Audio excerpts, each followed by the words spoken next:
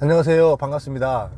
2021년 2월 27일 토요일입니다.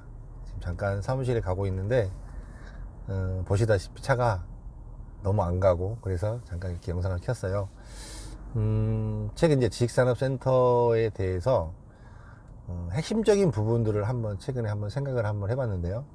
그거를 생각을 하면서 최근에 눈에 띄는 현장이 하나가 있어서 그것도 조금 소개를 좀 하고, 어떤 부분으로 접근했을 때 이런 모습들이 되었을까라고 하는 부분에 대해서 잠깐 오늘 이야기를 드릴게요. 참 이렇게 많이 지어지고 있잖아요. 되게 많이 지어지고 있고 지식산업센터가 많습니다.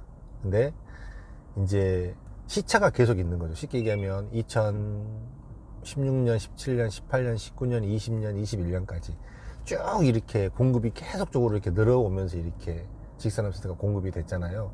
그러면서 이제 계속적으로 분양을 시작을 하고 계속적으로 토지가 팔려 나가면서 토지값은 계속적으로 비싸게 팔려가고, 그렇기 때문에 분양가가 계속적으로 올라가고 있어요. 이게 한 지역에서도 뭐 쉽게 얘기하면은 들어가면 그 다음에 들어간 것들이 더 비싸고 더 비싸고 더 비싸고 이런 현상이 되다 보니까 자연스럽게 분양가는 계속 올라가고, 이제 기존에 지어졌던 것들이 그로 인한 후광들을 굉장히 많이 보고 있는 이런 시점, 이런 현상이 현재 지식산업센터에 굉장히 많이 나타나고 있는 모습 중에 하나입니다. 그러면 이제 참 일반인들이 이제 더 많이 늘어났어요. 더 많이 늘어나고 더 많은 투자자들이 지식산업센터를 투자를 하려고 보고 있습니다. 이제 이분들이 가장 봐야 될 부분들은 뭐냐면, 진짜로 목적 자체가 이제 안정적으로 돈을 내가 너의 노후를 위해서 이렇게 소자본이지만 넣어서 이렇게 임대 사업을 하는 게 목적인 사람하고, 단기적으로 투자를 해서 뭐 프리미엄을 받고 빠진다든지 이런 거를 원하는 사람하고, 이제 약간 대략적으로 크게는 이 두 부류로 나눠지는 것 같아요. 그러면 이제 쉽게 얘기하면 내가 안정적으로 수익을 가져가기 위한 사람은 필연적으로 해야 될 게, 제가 늘 입이 닳도록 이렇게 이야기를 했던 부분이, 그래도 그거 이제 기업체들한테 임대를 맞출 수 있는 물건이냐 아니냐, 요거였었잖아요. 임대가 될 수 있느냐 없느냐, 임대가 될 것이냐 안 될 것이냐, 이 위치가 기업이 얼마나 하냐 안 하냐, 이거를 가장 먼저 보라고 제가 이야기를 드렸어요. 이제 이거에 대해서 충족이 되는 곳과 충족이 되지 않는 곳, 이거를 분별해 내는 눈이 투자를 잘하느냐 못하느냐에 대한 확실한 선이 생기는 부분이거든요. 이제 한마디로 따지면 기업이 들어올 만한 곳이냐, 그 다음에 이제 이게 만약에 내가 샀는데 가치가 뭐 더 이상 추가 공급도 없고 하니까 더 이상 가격이 안 올라가고 가치가 안 올라갈 것이냐 올라갈 것이냐, 요 부분만 한 두 가지만 딱 이렇게 보면 지식산업센터에 대한 큰 그림이 딱 정리가 될 것 같아요. 그러면 여기는 투자를 해도 되겠다, 안 해도 되겠다, 여기는 그래도 괜찮다, 안 괜찮다, 이거에 대해서 여러 가지를 분석하고 이런 것이 어려우면 기존에 검증된 곳으로 가라고 했던 이유가 사실은 그런 부분이고, 조금만 눈을 돌려서 보면 괜찮은 물건들도 찾아낼 수 있는 이런 시장입니다. 그런 맥락으로 봤을 때 이제 제가 사실은 굉장히 괜찮은 현장을 최근에 한번 본 게, 사실 제가 이제 작년서부터 제가 덕은지구 굉장히 있었잖아요. 덕은지구를 준비를 많이 했고, 그 이제 덕은지구 시행을 했던 그 시행사가 사실은 향동을 같이 준비를 했던 시행사가 같은 시행사예요. 이게 지금 문정동 GLSK 메트로시티, 그 다음에 GL이라는 회사가 문정동에 짓고 덕은지구에 짓고 향동에 짓습니다. 그래서 제가 사실은 좀 막역한 관계고 해서 이 부분을 되게 잘 알아요. 근데 향동 물건을 사실은 제가 이제 최근에 이제 다음 달에 3월이면 이제 분양을 시작을 하잖아요.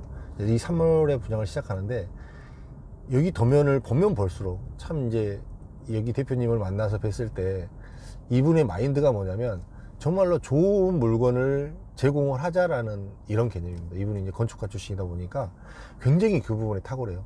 제가 생각했던 부분하고 가장 흡사하고 가장 일치하고, 제 생각을 제가 여러분들한테 늘 이야기를 했던 그런 부분들을 가장 잘 읽어내신 분 중에 하나가, 그런 부분들에 대한 설계에 반영을 한 현장이 이 향동 현장입니다. 대략적으로만 이야기를 드리면 토지가 7,500평 정도가 됩니다. 단일 토지가 7,500평이면 지식산업센터에서 작은 건물이 아니에요. 7,500평에 건물 크기가 58,000평이 넘어요. 5만 9천 평은 안 되고 5만 8천 평이 넘거든요. 이제 5만 8천 평이 여러분들의 생각에는 얼만큼 크다라는 생각이 안 들죠. 63빌딩이 5만 4천 평이에요. 63빌딩보다 건물이 큰 건물입니다. 근데 63빌딩도 단일 건물로 올라갔죠. 63층이 올라갔잖아요. 63층이 올라가면서 5만 4천 평이 생겼어요. 63빌딩이 한 개층이 높지 않아요. 여러분들 모르지만 실평수가 한 개층이 크지 않습니다. 근데 이 건물은 5만 8천 평인데 땅이 쉽게 얘기하면 7,500평이란 말이에요. 근데 한 개층을 층이 분양평수가 4,000평입니다. 4,000평. 단일 건물로 올라갔습니다. 14층짜리로 4,000평짜리 건물이 14층만 올라간 거죠. 63빌딩은 더 작게 좁아서 63층이 올라간 거고 이런 건물입니다. 전체 모양은 같은 크기거든요. 63빌딩 크기만한 건물이 이 향동에 들어갔는데 참 고무적인 게 이 지식산업센터에서는 최초로 설계한 부분이 여기서 나왔어요.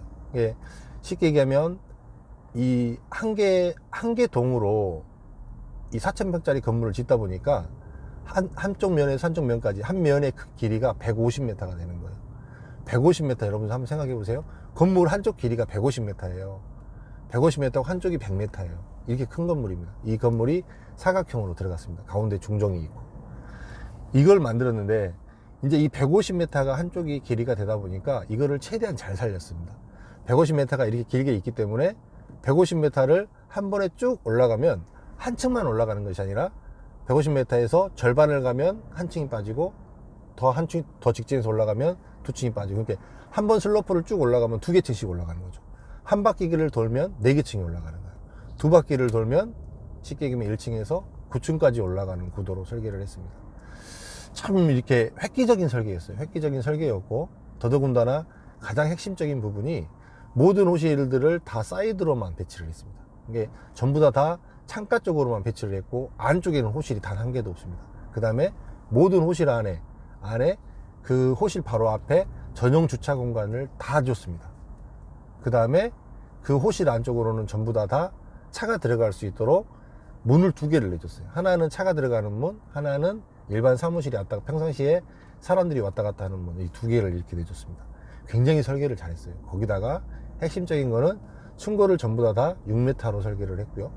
그 다음에 지식산업센터에서 회사들이 가장 좋아하는 하중 1.2톤을 설계했습니다. 이 전체적인 부분이 최근에 모든 지식산업센터들이 쉽게 얘기하면 판매자가 조금이라도 돈을 더 많이 벌기 위해서 매출을 조금이라도 더 올리기 위해서 호실들을 작게 잘랐고 작게 잘라서 조금이라도 돈을 더 받기 위한 이런 전략을 세웠단 말이에요.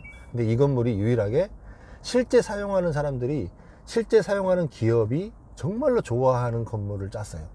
제가 사실 요즘에 자꾸 아무리 되돌아봐도 이 지식산업센터가 다시 가야 될 길은 뭐냐면 다시 아파트형 공장으로라는 이런 표현을 제가 많이 써요. 다시 옛날 아파트형 공장의 스펙이 나오고 있는 것 같아요. 그거는 무슨 말이냐면 정작 맨 마지막에 해결할 기업체들이 정말 좋은 물건이 되겠다. 정말 좋은 물건이다. 기업체들이 정말 쓸 수 있는 이 스펙. 사실은 여기 대표이사님이 굉장히 그거를 고민을 많이 했어요. 여기 그러면서 삼성테크노밸리가 사실은 우리 지식산업센터 업계에서는 최초로 분양 대행을 하던 대표가 삼성테크노밸리를 시행을 했던 분이거든요. 그때 당시에 분양 대행을 하면서 실제 회사들이 어떤 니즈를 원했는가, 어떤 부분을 원했는가를 가장 잘 표현한 건물이 사실 삼성테크노밸리였고, 현재 있는 모든 드라이브인 시스템, 차가 들어 올라갈 수 있는 시스템으로 한 도어투도어 제조형 지식산업센터의 시초가 된 곳이 사실은 삼성테크노밸리였어요.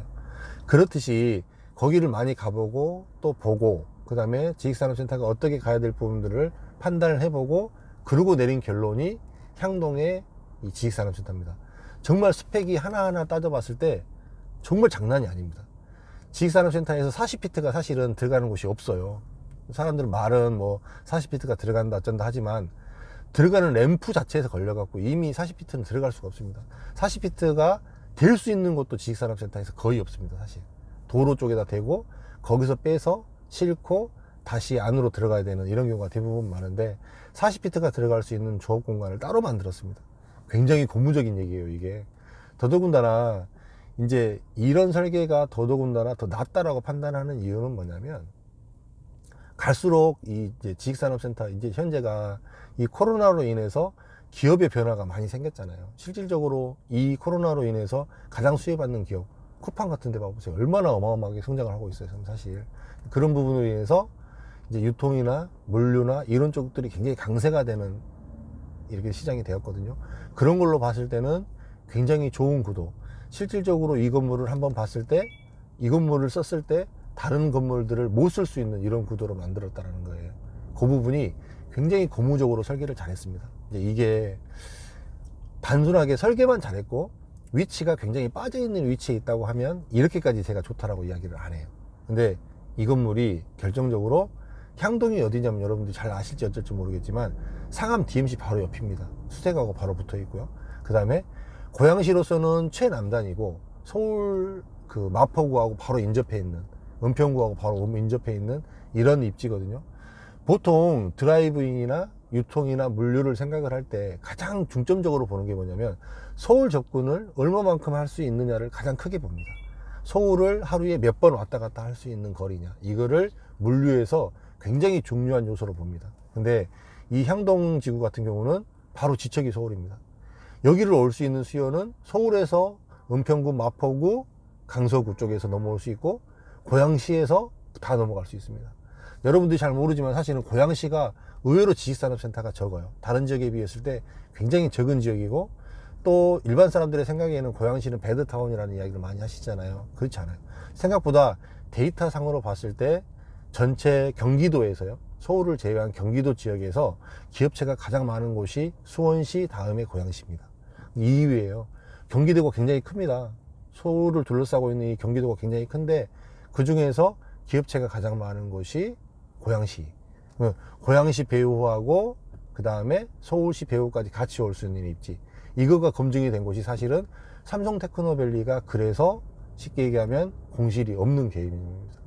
이 부분이 굉장히 고무적인 거예요. 제가 이제 사실은 어지간해 갖고 물건을, 이 건물 정말 좋다, 이 건물 정말 사고 싶다, 이 건물 정말 설계 잘했다라고 이야기를 드리는 결정적인 이유가, 이런 얘기 잘 안 하거든요. 사실 제가 봐도 제가 봤을 때 설계가 흡족하게 나오는 것들이 그렇게 많지는 않아요. 근데 정말 고민한 흔적들도 많고, 설계 디테일까지 세부까지 정말 잘 지었습니다.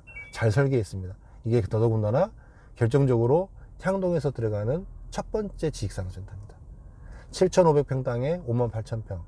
첫 번째 들어가는 지식산업센터고, 토지를 낙찰가가 다른 데 토지보다 낙찰가가 가장 낮았습니다. 분양가가 제일 낮습니다. 예, 맨 전자에 말씀을 드렸듯이 안정적인 임대사업 면에서 탁월한 현장이고요. 그 다음에 이거를 끌고 갔을 때 가치가 올라갈 것이냐고 봤을 때 다른 토지들이 여기보다 싸게 나올 수 있는 곳이 단 한 군데도 없습니다. 그래서 분양가적인 면에서도 올라갈 수 있는 여력이 충분히 되고, 또 삼성 테크노밸리의 지금 현재 임대가가 상당히 고무적으로 굉장히 저변이 탄탄해요. 3만원에서 한 3만 5천 정도 임대가를 받을 수 있거든요.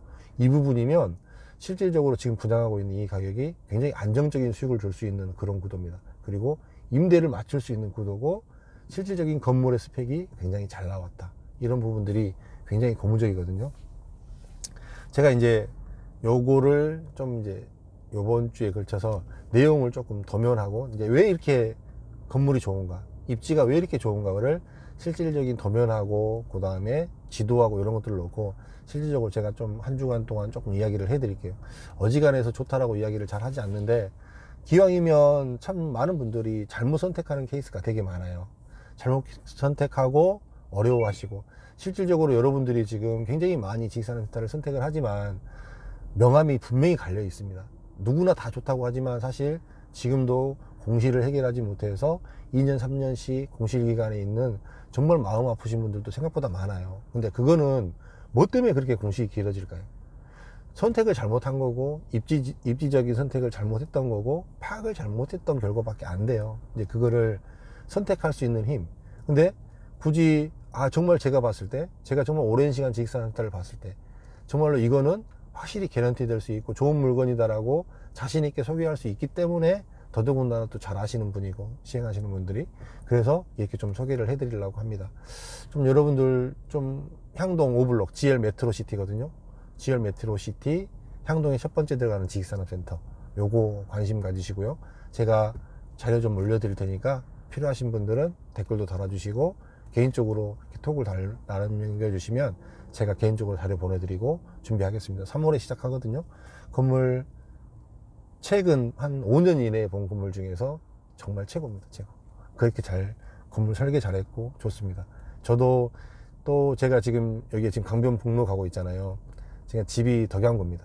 그리고 그다음에 향운도 덕양구고 그다음에 또 이제 그런 부분들에 대해서 제가 이 지역을 되게 잘 알아요. 그런 부분도 있고 또 제가 늘상 볼 수 있는 지역이니까 조금 한번 들어오는 것도 괜찮다라고 판단이 됩니다. 감사합니다. 오늘은 본의 아니게 전체적인 맥락을 이제 현장하고 좀 같이 맥락을 이어서 이렇게 이야기를 드려서 조금 이해가 어떻었는지 모르겠습니다. 좀 도면이나 이런 부분들까지 같이 설명을 드리면 여러분들이 조금 더 도움이 되실 겁니다. 고맙습니다. 행복한 주말 되십시오.